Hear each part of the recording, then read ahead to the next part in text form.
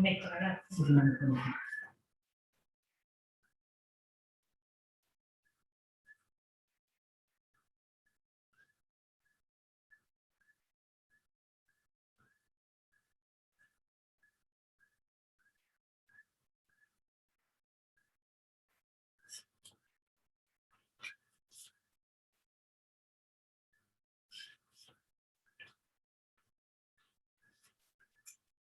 Good morning, everyone, and greetings from Rome. My name is Silvia Dall'Olio, and I serve as the Executive Director at the Urban Gateway. We're pleased to welcome you all to our newest book club titled Raphael's School of Athens, the Medium and the Message. We're excited by the amount of interest in this program. We have over 900 participants registered for the book club, with 15 countries from around the world represented. It is our hope that over the course of the next few weeks, we will build a virtual community of people that feel engaged with that topic and our conversations. At this time, I would like to thank all the co-sponsors of the Raphael School of Athens series, the Notre Dame School of Architecture, the Center for Italian Studies, and the Notre Dame Alumni Association. Thank you also to each of the team members who collaborate to bring this program to life at lunch. The Raphael School of Athens series will be led by Professor David Mayernik, and it is my pleasure to introduce him today. Professor Mayernik is an artist and an award-winning architect. He is the author of several books, a fellow of the Mayernik Institute for European Studies, the American Academy in Rome, and the Royal Society for the Encouragement of Arts, Manufactures, and Commerce. He is also winner of the Gabriel Prize for Research in France. A graduate of the Notre Dame University, he has taught design, theory, and drawing courses both in Rome and on campus. Thank you, David, for being with us. With Professor Mayernik's guidance, in the next few weeks, we will learn about one of the most famous and influential paintings of the Renaissance. Professor Mayernik and his guests will help us understand how medium and message were intertwined in Raphael's world and work, opening up a window into the culture of the High Renaissance. This week, Professor Mayernik will be accompanied by Professor Ingrid Rowland. Professor Rowland is a professor in the School of Architecture and in the Department of History at the University of Notre Dame. And I will leave to Professor Mayernik the difficult task of introducing Professor Rowland's numerous scholarly interests and accomplishments. For now, I'd like to just express our gratitude to you, Ingrid, for being with us today. Thank you. Before leaving the virtual floor to Professor Mayernik and Professor Rowland, a few brief operational items for the smooth running of our book club today. We have designed the series to be as open to audience participation as possible. So if you have questions for our two professors, please use the Google form that we're sharing with you right now. We will try and answer as many questions as possible during our time today, but if we don't get to them all, please remember that we have a private moderated board on LinkedIn to continue the conversation. As per our tradition, we will have a 15-minute breakout session so that you can continue to meet each other and discuss today's topic in small groups after the large group conversation. We will hold this breakout at the end of the formal portion of the program. Should you not wish to join the breakout rooms, you may choose to leave the meeting. We will now be reconvening after the community circle breakouts. As you may know, when we promoted this event, we shared a few pre-recorded videos that are currently posted on the ThinkMD website. For those of you who have not had a chance to watch them, I recommend going to the site and have a look. This is all from me. Please join me in welcoming Professor Mayernik and Professor Rowland. Thank you. Thank you, Sylvia. And there's so many people who make these things happen, and I want to thank everybody involved with the RGG and ThinkMD for enabling me to do this, which is, again, my idea of fun. I hope it's yours too. And it's going to be hopefully an interesting journey for everybody, because we're going to start off learning about Raphael. We're then going to talk about fresco next week, the actual technique, and then we'll get into the School of Athens itself in the last week.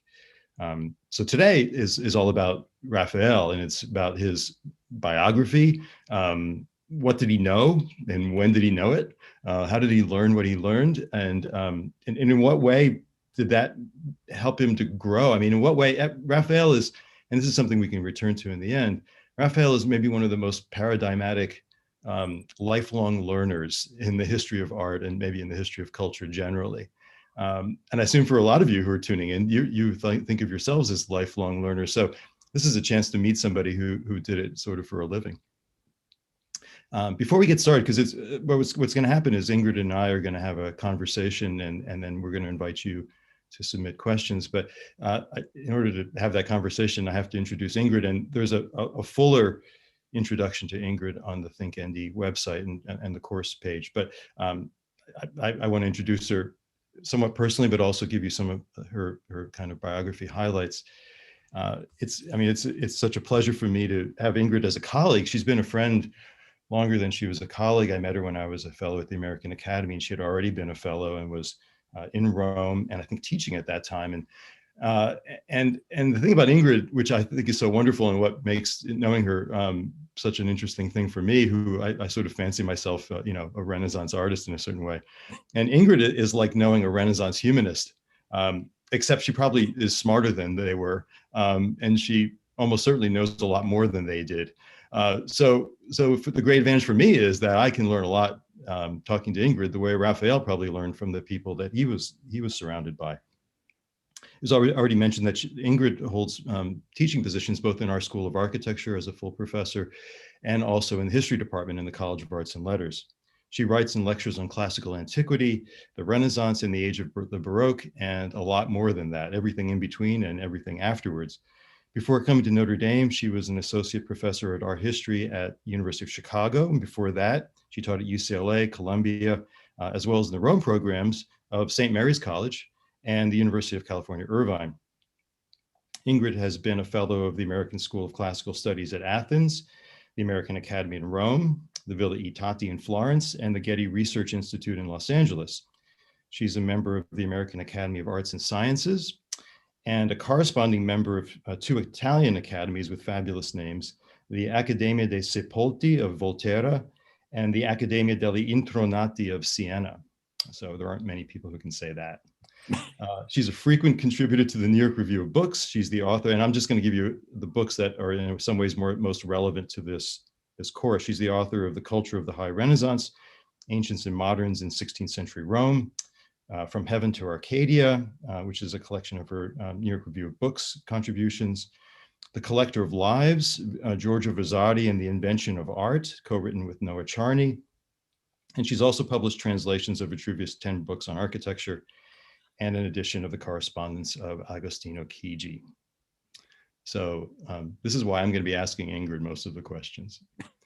So we're going to get started. And the question, again, the overarching question, that's structuring this week is, who was Raphael?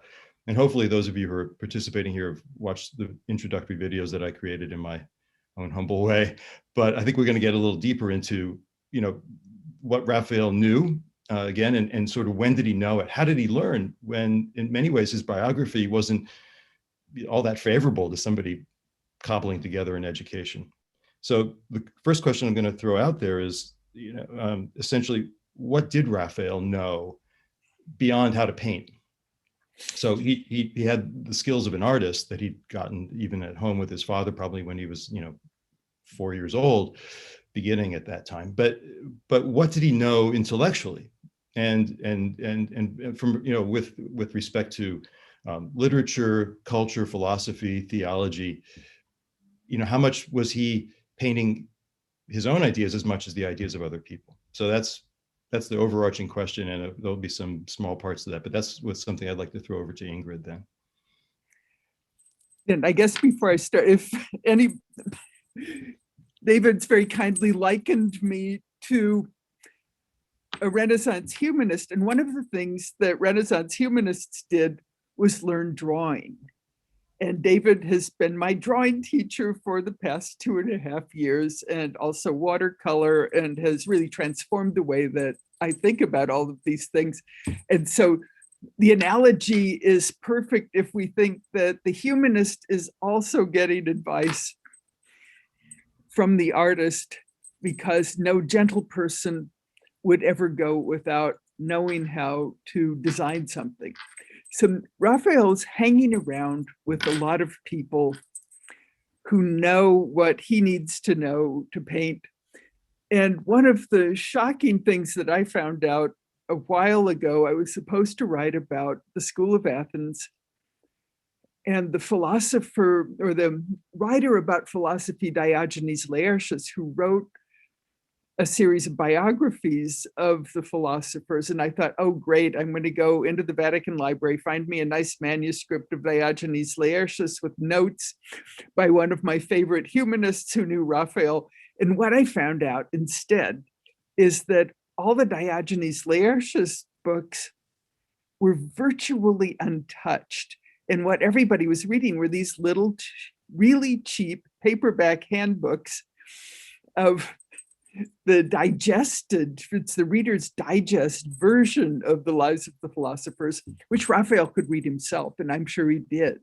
That he was one of the thousands of people in Rome who were reading those little paper books instead of reading the actual ancient author. And so I think he probably had a good pamphlet knowledge of what painters need to know.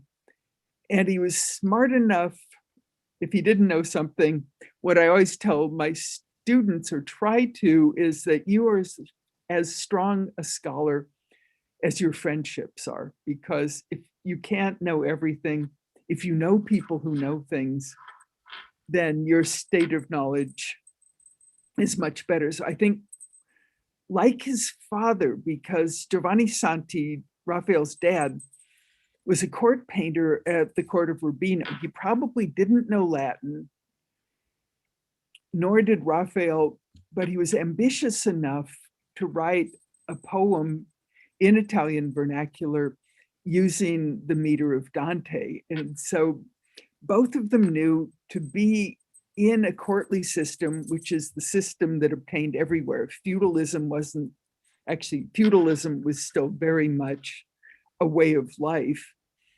And therefore you had to learn how to become a participant in a highly stratified society and figure out where you fit between lords and laborers.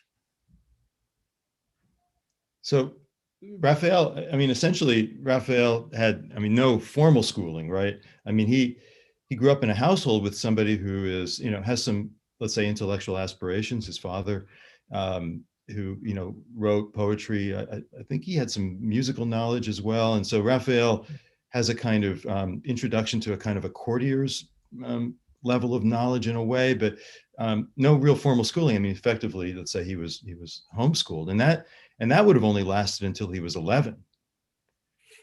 So after that, it's catch as catch can, right? I mean, how does he continue to keep learning after he, I mean, because his father's primary goal was to teach him to be a painter. The other stuff was, I assume, supplemental to his painting training. I mean, this is, we're all sort of imagining what this world is like in the Santi household. Does that sound reasonable or accurate, do you think? Yeah, he probably went to public grammar school. Okay. Because that was open to kids of his social class. So that's a school you could go to. A lot of the teachers were women. So that was one of the places that women could really be employed. So he may have done that. And then there's a split. If you're of merchant class and with merchant aspirations, then you go to the next step, which is about the age of middle school, and you go to abacus school, where you learn calculation. And after that, you could go to higher education, which is the equivalent of our high school. So he may have gotten grammar school in some kind of public or church setting, but no more than that. And then everything else, he's in an official laborer's relationship with his master as soon as he becomes an apprentice. So when he's 10 or 11, then suddenly he's a working kid. And it means that the great quality that we see in Renaissance art is partly due to the systematic exploitation of child labor. And that's one of the reasons that people don't paint like that anymore, because there's certain social backgrounds to that kind of painting that we no longer regard as acceptable. I mean, the only place where you actually may find that kind of artistic formation so young is in music. I mean, people who are serious about playing a musical instrument get started young and play it a lot, sometimes to the exclusion of everything else. And whereas in the let's say the visual arts, that's rare if it happens at all. But in Raphael's day, that would have been essentially the way in which if you grew up in an artistic household, and he was the only son of his parents, so I mean, whatever artistic energy his father was going to give in teaching went to him, and he didn't have to share it with anybody else. But he was essentially, with respect to his intellectual formation, his humanist, if you like, training, he may have had some of that in a kind of a grammar school. And then for the rest of his life, after more or less 11, 12 years old, he's learning in what other ways do you think? I mean, and I think this is relevant to the School of Athens, because it's just jumping ahead, but I don't want to focus on the painting yet. But the School of Athens is a painting of philosophy, and it's essentially a whole series of conversations and sort of teaching moments. It's not really a school in the sense that it's a formal classroom. It's a school in the sense that there are schools of philosophy, sort of branches of or sort of partisan sort of camps philosophically, but there's also some teaching going on. And one of the ways people are learning is by conversation. So how much do you think that was responsible for what Raphael knew? And then by the time he is painting in the stanza della Segnatura, what do you think Raphael knows about philosophy or the kind of things he's going to be asked to paint? That he's lucky to be with or in the company of two of the greatest explainers of his era. And I suppose then I should pop up some screen share.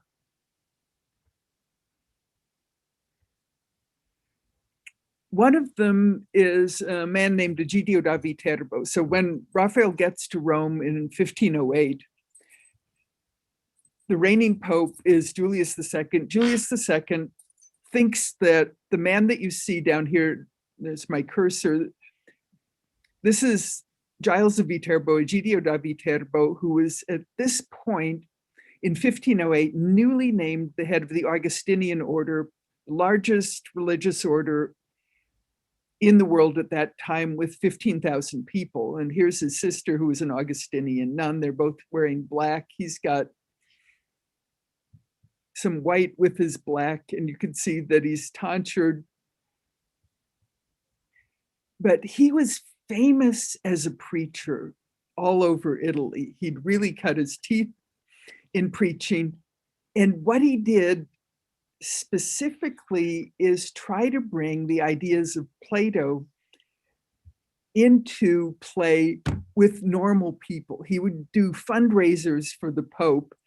And there's a famous sermon that he gave where he compared God to a circle. And from the realization that God was a circle, people were compelled to give money to the cause of Pope Julius II. And he did this successfully. And so he had a way of engaging people's emotions.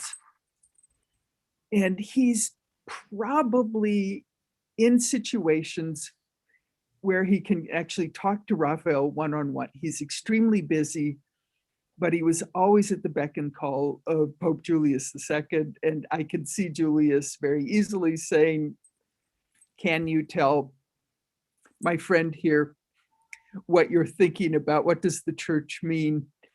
And so some of what Raphael's getting, I think, is from this man who was really the most influential theologian of his day and the most popular preacher.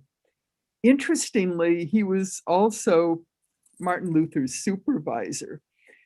And when the Reformation broke out, the idea would have been to send Egidio da Viterbo to talk to Luther, but he was on diplomatic mission in Spain and unavailable. And so instead what they did is send the head of the Dominicans, who is one of the most boring speakers in Renaissance Rome.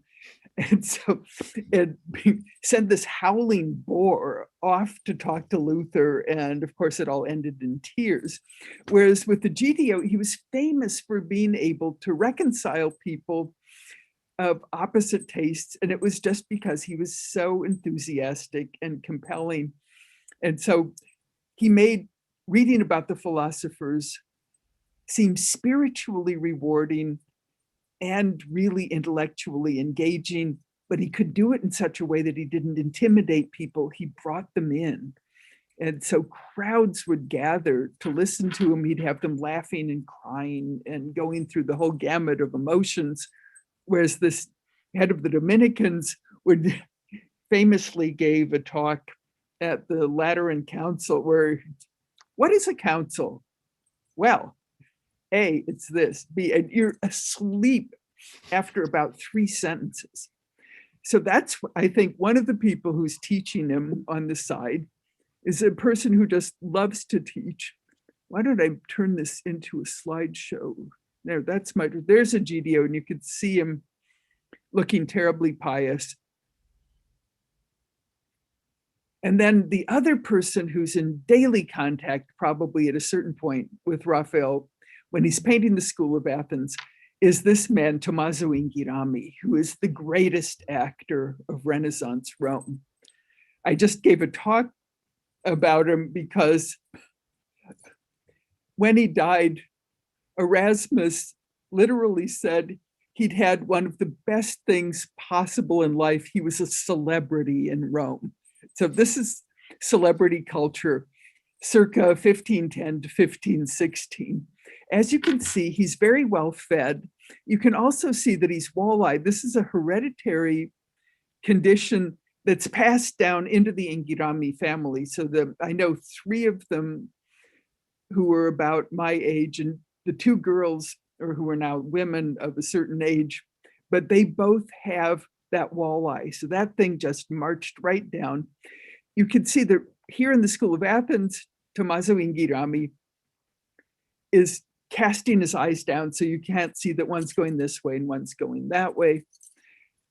Despite the fact that he's physically interesting, he was, again, a person who was absolutely compelling. His voice could reach from the back of St. Peter's or the Lateran Basilica to the front. So he has this immense resonant voice. And he started as an actor at the age of 16, where he was supposed to play in the student production of the University of Rome, reviving the first classical play that had been put on since antiquity. And so they're putting on Seneca's Hippolytus, which is about Queen Phaedra, who's come from Crete after her husband Theseus has slain the Minotaur, and she falls madly in love with his son from another marriage. And the son just wants to go hunt, and it all ends again, as everything does in tragedy, very sadly. And Tomaszewing was supposed to be the love-struck queen. So he's going on in Seneca's Latin. And the stage set had been made by the students of the University of Rome, following the precepts of Vitruvius. They were students, they weren't stage set builders. And so it collapsed while Ingrid talking.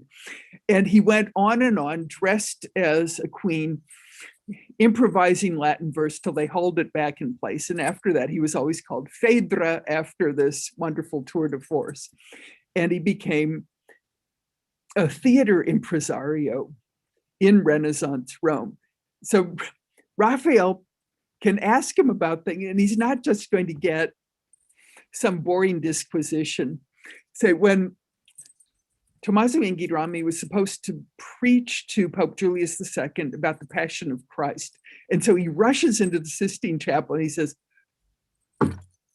"Cardinals, a terrible thing's happened. An innocent man's been arrested." And they all think, wow. And then he's going on about how awful this is. And it takes them some time to realize they're not talking about something that's happening out in the streets of Rome. This happened in Jerusalem 1,500 years ago. And so finally they figure out, oh, this is about Jesus. This isn't about somebody else. But you're so immersed in it. And then at the very end of this sermon, he points at this crucifix in the Sistine Chapel, and he points to the Pope and he says, look, he stretches out his arms to embrace you. He inclines his head to kiss you. My eyes fill with tears. I can speak no more. And he sits down. So this is how this man deals with the past. It's alive. And so all Raphael had to do when he's painting is say, okay, Tommaso. And the reason he's asking Tommaso is because Tommaso is the private librarian of Julius II. So if Julius wanted to know something, so Julius would say, Tommaso, tell me about Plato. And suddenly he is Plato. Tell me about Aristotle. He is Aristotle. And so they just had this walking encyclopedia who's acting out all the parts, and the world's, or the Italian peninsula's most compelling preachers. So I think that's where he's getting a lot of his information from, are these two spectacularly dramatic performers. So that, I mean, those are actually both fabulous stories and interesting people. And you know, the question in a way is, how much did Raphael bring to that conversation? I mean, was he all just a receptor? Did he have anything to offer? And you know, we don't really know. But when somebody paints something as influential and successful and sophisticated as what he painted, I think he's more than just a brush. He has to bring something, but I think it's not his capacity to dig deeply into those things, but to kind of synthesize. I mean, he has a kind of layman's approach to these things that allows him to make sense of them, and in a way, maybe like Ingrid da Viterbo, if not popularize them, make them accessible, make it comprehensible, and easily understood to other people, which, you know, at some level is what he does. There's a famous story about a painter from another century, a century and a half later, more than a century and a half later, Luca Giordano from Naples, whose nickname was Luca Fa Presto, means do it fast. And he was painting in the Escorial up on the ceiling, and he was painting a kind of an elaborate theological allegory, and he probably wasn't necessarily as intellectual as Raphael was. And so up there, he paints so quickly. They had theologians up there to answer his questions, and the famous line was that he could paint faster than they could answer his questions. So he was just charging along, painting whatever he was going to paint, and it may or may not have corresponded to the theological truths that the theologians thought he needed to know. But in Raphael's case, I mean, even though he's working relatively fast, he's also, I think, synthesizing and processing, and it's not on a neutral tabula rasa. I mean, he's already got some information. You don't just become the painter of the School of Athens not knowing anything.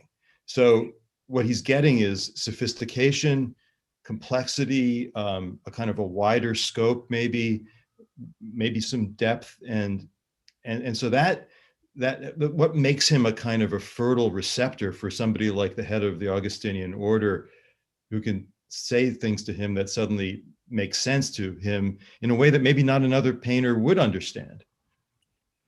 Yeah, I guess he's doing what they understand, that he's got their same ability. So the School of Athens isn't filled with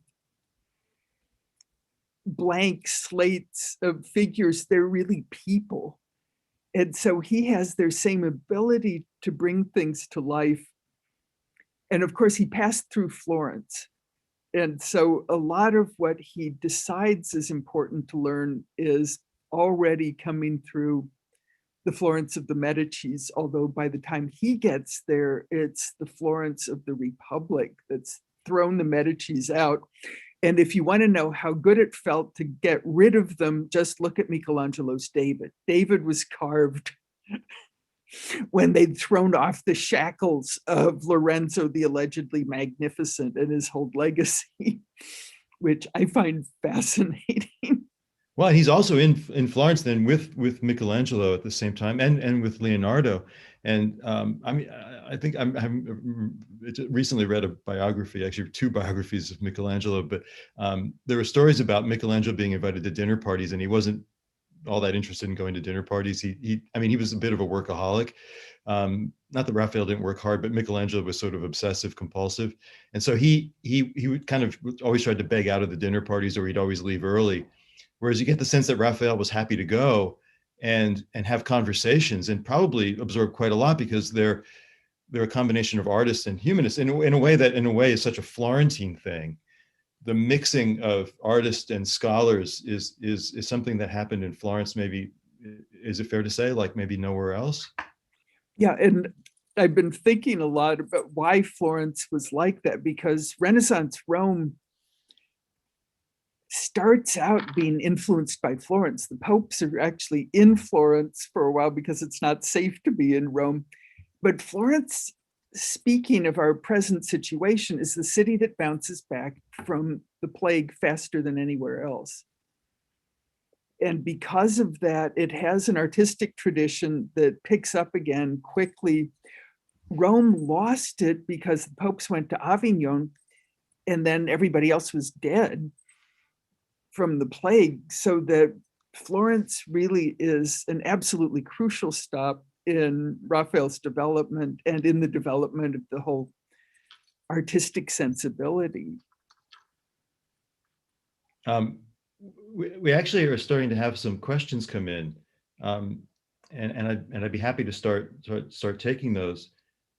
I think Ingrid and I, you and I have covered some turf. We've covered, who the people were that Raphael know, that he might have gleaned something from, what it might have been like for him both in Rome and Florence. Is there something else you'd want to add before I maybe start taking questions from our audience? Yeah, I think probably one of the reasons people said he was so charming is that he was probably a good listener. So that he's not obtruding himself. You never hear really about what he was like. What you hear is that he was genteel and charming, and with those giant egos of the Renaissance, I suspect that meant that he just sat quietly and just drank it all in and then processed it. And they loved him because he was listening to all these harangues. And how are you going to get the word in edgewise with Tomaszewing? He's emoting all over the place. Yeah. And Dante Vitarbo is the most important religious in the Christian world at that point, aside from the Pope. And so I think he's just fascinating as a social type, as a type of person who really can get along. And I think it's because he's not me. Yeah, I think that's very insightful. I don't know that I've ever encountered anybody saying that before about Raphael, but it explains a lot. He probably spoke up when he had something to say, but otherwise he probably was a good listener, and that's an admirable skill.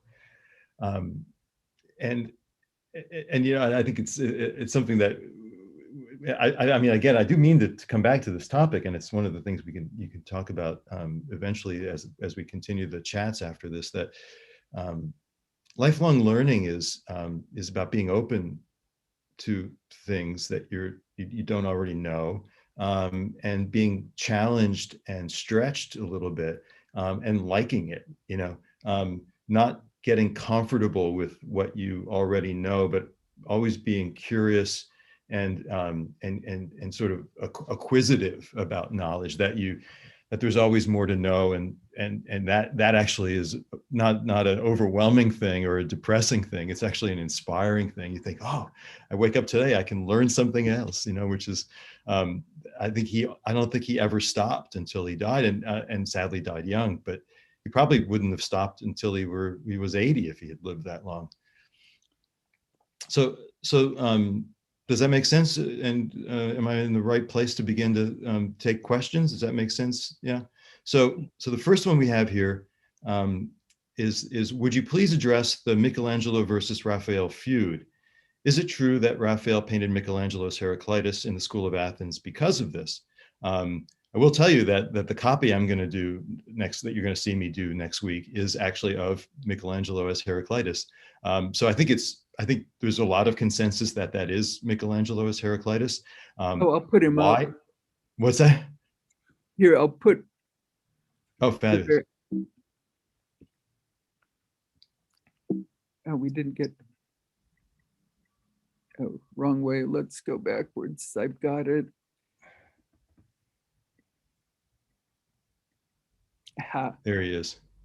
And so I think there's a lot of consensus that that is Michelangelo. I mean, it maybe a little bit like Ingrid, it's a little bit idealized. He doesn't have Michelangelo's broken nose, but maybe, you know, putting a figure with a broken nose in the School of Athens was a violation of decorum. So, but I think so. The issue, so the interesting thing about the question, which is a great question, and so much about, I think actually one of the ways that Raphael learned was, I'm not sure. I mean, you could call it a feud in a certain way. It wasn't so much of a feud as there was a feud between Leonardo and Michelangelo, who really did kind of battle it out on the streets of Florence, actually about Dante. They got in arguments about Dante. Raphael was again trying to learn from Michelangelo. But what I think is worth talking about, and it's a book, I actually wrote a book about emulation. I think especially for our audience, you hear the word emulation used a lot in the media in various contexts. And people use it as a kind of an erudite substitute for imitation. It just sounds like a fancier kind of imitation. Emulation, which is a very classical idea about how you learn, actually means rivaling by imitation. You're competing with the person or the work that you're trying to imitate, basically by doing what they do on the same terms, but doing it better. So what there was between between Michelangelo and Raphael was competition. And Raphael being the younger one, he's the one who probably feels like he's got more to learn. It is an interesting question what Michelangelo learned from Raphael, and he would never admit it. Whereas I do think Raphael would admit what he learned from Michelangelo. So I think, yes, there is rivalry. I don't know that it was necessarily a feud, although I don't think Michelangelo was happy in the rivalry, whereas I think Raphael was perfectly happy to learn. So Ingrid, I mean, what do you think about that? And what do you think about the idea of competition as an aspect of growth and sort of learning? Yeah, there's the really nasty stuff that's written to Michelangelo about Raphael comes from Sebastiano del Piombo, who's just flat out jealous. And that's because Sebastiano is bone lazy. And Giorgio Vasari keeps telling, and you can't believe it, because if you look at one Sebastiano painting, which I don't have, unfortunately, an image of, but we can look at it. It looks stunning if you see one. After you've seen five, there was a show at the National Gallery in London, and I ran from the exhibition spaces. I just couldn't stand it, as they all looked exactly the same. It was totally formulaic. And he was a party animal, and he'd say terrible things about Raphael. He'd call him the king of the Jews, because Raphael and Egidio da Viterbo were both extremely interested in Jewish culture. Another really amazing thing. Here with Heraclitus, what you see is Raphael, after he's had a sneak peek of the being painted Sistine Chapel. Michelangelo was in the Sistine Chapel from 1508 to 1512. And in 1510, so halfway through, Bramante, his distant uncle, got him in. And by then, Michelangelo must have done the back wall with that stunning knee. And David told me that knees and hands are the hardest thing to do. And so here you see just a glorious, gorgeous knee in these amazing colors. And over here, I just realized there you've got a knee in this kind of cloth called cangiante that changes color, which is another Michelangelo specialty. And so what this is saying is, I can do that. Seen it, vacuumed it up. And there's a story Giorgio Vasari tells about how Michelangelo had these dogskin boots that he just loved, and he never took them off. Right. And they became so ingrained in his own flesh that when he did take him off, his leg came with him. And a lot of people, it may be romantic, but these are really quite spectacular boots. And I wonder if he got money. He was so stingy. He was wealthy, partly because he was stingy. And so I think he shelled out to get his dogskin boots, probably when he got all that big money for the Sistine Chapel. And here he is, flashing a knee in dogskin boots and sulking and looking Michelangelesque in every sense of the word. So Raphael definitely learns from him. I think Michelangelo never gets Raphael's sense of space. Well, I mean, interestingly, Raphael was quite good at perspective. In fact, I mean, there's at least a story in Vasari that when he's in Florence, and he's very enamored of the paintings of Fra Bartolomeo, and he learns a lot from him about color. He says he taught Fra Bartolomeo perspective. So Raphael is quite good at perspective, quite young, may have actually learned it from his father, and so he's been able to draw perspective virtually his entire life. Michelangelo never really spent any time learning perspective. I mean, not to say that he wouldn't necessarily be capable of doing it. He never really does it in his painting, or he really tries to avoid it. I mean, he can create a kind of an illusion of a natural landscape with a sense of kind of atmospheric distance. But the kind of architectural illusionism that Raphael displays in, like, for example, in the School of Athens, Michelangelo never does. And so that knowledge of perspective and space is something that I think Michelangelo may have envied in Raphael, but he didn't. Maybe he felt like he was too old to learn. But the question about what Michelangelo may have learned from Raphael, I mean, Michelangelo late in life, when Raphael had been dead for decades, and Michelangelo is quite an older man, he says in one context, he says about Raphael, he says, whatever that man had of art, he learned from me. You know, like he stole my style. That Michelangelo had a proprietary sense of what he knew and what he had accomplished. And apart from a handful of people like Sebastiano da Piombo, he wasn't really that interested in teaching other people. He felt like when people apprehended what he did, that somehow they had taken something from him. Whereas Raphael was actually a great teacher. I mean, he had, squads of people around him. I mean, Vasari tells stories about him, walking around with essentially an entourage of students who were constantly asking him questions. It's a long answer to that question, but I think it's such an interesting question and such an interesting issue. And I don't think we've exhausted it, but I think there's another question that I can ask then. So it says, I'm a literature specialist and know little of Raphael other than I love the paintings I have seen. I've been looking at his painting, Saint Margaret and the Dragon, and wonder if Raphael's listening capability might be seen in the listening quality of the painting itself, as if it were conveying the depth that can be found in the quietness of a listener. This sounds a little bit garbled, but hopefully that makes sense. That's Gil Gregory. So that makes so much sense. There's that quietness is something, I guess his contemporaries called it grace, grazia. Mm-hmm. And we always tend to think of it as just nice curves.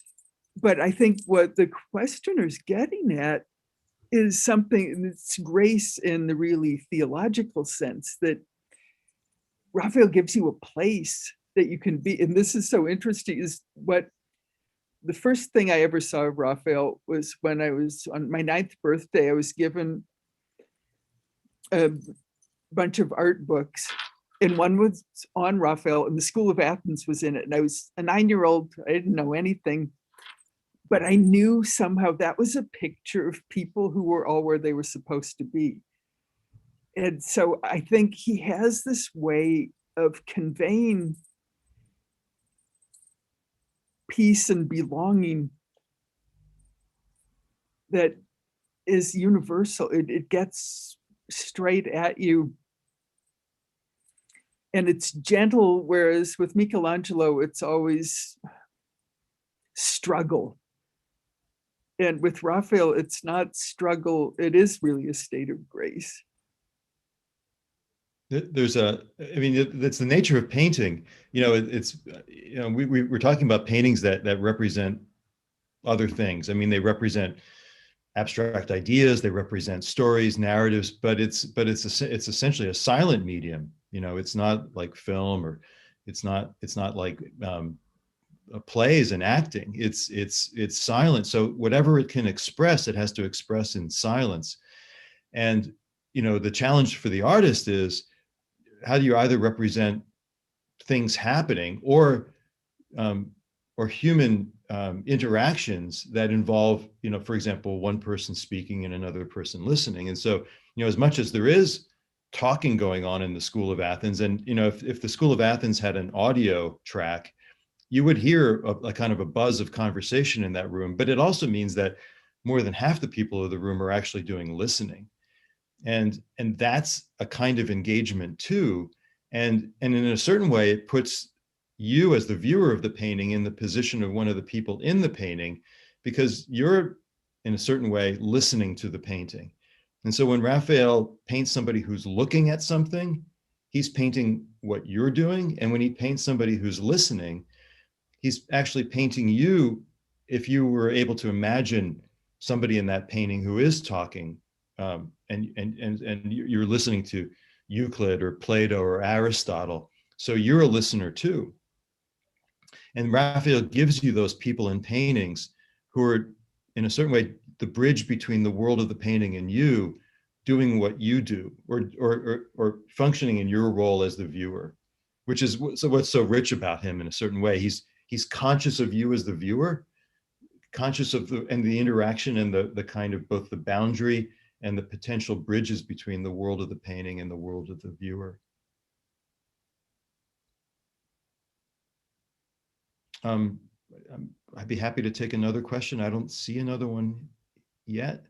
You know, I'll talk then a little bit about how Michelangelo would give people drawings, but it was always, I'm giving you a drawing. And Sebastiano del Piombo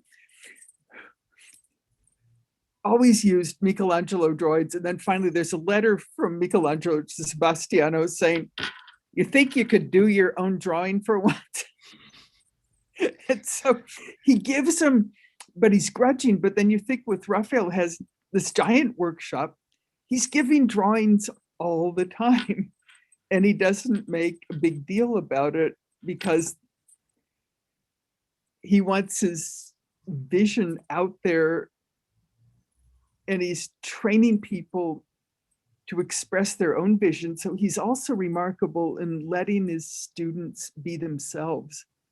Yeah, I mean, it's one of his great roles as a teacher is he empowers his students. I mean, all under a kind of an overarching sense of direction, but he gives them a lot of latitude to contribute whatever it is they know, whether it's, you know, learning about ancient Roman stucco technique, or how to paint particular things. You know, I mean, Raphael's thought of as, and Vasari calls him a universal painter, which means he painted everything. But he also was happy to let other artists in his studio essentially specialize in painting fruit and animals. I mean, even though Raphael could probably do it well, he was perfectly happy to let, you know, Giovanni da Udine paint, you know, fruit and vegetables and animals and birds, because he's good at it. And why not let him be good and let him actually add something to the painting that Raphael himself didn't have to invent. He gave some space and latitude to that, which is actually interestingly something that people always, I think the Romantics, some of whom actually didn't like Raphael very much because they blamed him for sort of institutionalizing or kind of industrializing the artistic process. But in that sense, it's a little bit like we have a Romantic idea about medieval craftsmanship, that in, like, for example, medieval cathedral, there was a lot of room for the carvers to contribute their own, you know, idiosyncratic little moments in a capital or something like that. And in a certain way, Raphael is also doing that. So I do have another question here. So thank you for the opportunity to learn more about Raphael. Did Raphael and Michelangelo see each other's work in process while they were both painting in the Vatican? Raphael's Incendio di Borgo seems like an example of Raphael emulating Michelangelo's Sistine Chapel. Are there any parts of the Sistine Chapel where Michelangelo emulates Raphael? So that is interesting because it is happening at the same time. And as Ingrid said, Bramante essentially sneaks Raphael in while Michelangelo is essentially out of town, and not only sees it from within the space, but I think it gets him up on the scaffolding, so you can actually see the painting and actually probably, as I'll suggest next week, figure out Michelangelo's painting technique, not just look at the forms, the anatomy, but sort of, because Raphael's painting style changes during in the Stanza della Segnatura. His painting evolves. His early fresco technique is kind of an old-fashioned fresco technique where he paints in a lot of kind of hatching strokes. There's a certain point where he paints what the Italians call a corpo, where he paints, instead of a little series of hatching strokes, in kind of broad swaths of color. And that's something Michelangelo's doing up on the Sistine ceiling. And Michelangelo's doing that on his own initiative. I mean, he essentially teaches himself more or less how to paint in fresco up there. And partly because he just wanted to get it over with. He worked really fast. And so he was doing stuff that fresco painters had never done before. Big, whole figures in a day, big broad strokes of open brushwork and color. And Raphael must have gone, wow, that's painting. And that was eye-opening, I'm sure, for him. And his in fact, the restorations that have been done in the last decades or so in the Stanza della Segnatura actually can track, sort of moments where Raphael's painting style changes, and it has to be under the influence of the Sistine Chapel. And I was realizing that he's also taking up that technique of oil on plaster that Leonardo can't do. And so he's a competitive little devil. He's very quiet about it. And Michelangelo gets out of town from Rome in about 1512. He goes up 1512 or 1513. The Medici come back to to Florence. And so he gets out of town and leaves it to Raphael, and then just sends drawings to his people like Sebastiano, which means that in a way he's conceding painting. He'll send drawings, but he won't do fresco again. And we think the Sistine Chapel's Titanic. Some of that, it is. There's no doubt about it. But the way the Vatican museums are set up is also completely determined by Giorgio Vasari's lives of the artists. And Giorgio Vasari worked with Michelangelo and was inspired by him because Raphael was dead. And so there was never any question that he could be inspired by anybody else. The Titans that existed, Michelangelo was also Tuscan. And so there's a kind of veneration of Michelangelo that's been imposed by the literary tradition, because Giorgio Vasari himself was from Arezzo, and therefore he says the Tuscan tradition is the best. If you can get a guy from Arezzo in there like Giotto, it's even better. So that Florence is his adopted city, but Arezzo's better than anywhere, if you could possibly work on it. And so the way we see these things has been totally conditioned by the way people have written about them rather than the stuff itself, because it was harder to see the stuff than to read a printed book until very recently. Especially if you're talking with the Papal Palace. Maybe one last question, and then I'll turn it back over to Sylvia, who will talk about the discussion rooms. So the last one is, and this one's a little bit of psychological analysis. How much do you think becoming an orphan allowed him to develop unhindered by his father versus inhibit his early education? I mean, it is true that under a father's tutelage, sometimes the son might lose his identity. So how much do you think being an orphan in a certain sad way was actually an advantage for Raphael?